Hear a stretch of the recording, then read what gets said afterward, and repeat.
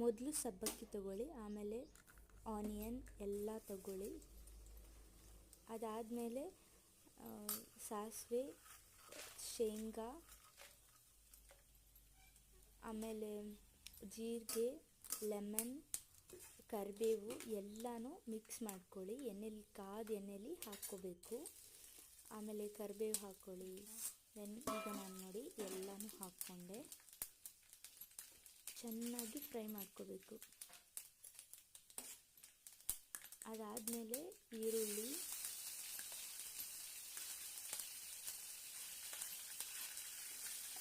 ಈರುಳ್ಳಿನ ಫ್ರೈ ಮಾಡ್ಕೊಳ್ಳಿ.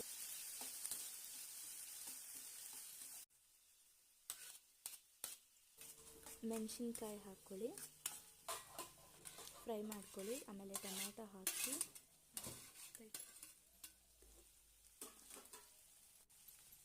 ಅರಿಶಿನ ಪುಡಿ, ಲೆಮನ್ನ ಅರ್ಧ ಲೆಮನ್ ಹಾಕ್ಕೊಳ್ಳಿ. ಆಮೇಲೆ ಉಪ್ಪು, ಆಮೇಲೆ ಸಕ್ಕರೆ ಹಾಕ್ಕೊಂಡು ಈ ಒಗ್ಗರಣೆನ ಸಬ್ಬಕ್ಕಿ ಜೊತೆ ಮಿಕ್ಸ್ ಮಾಡಿ.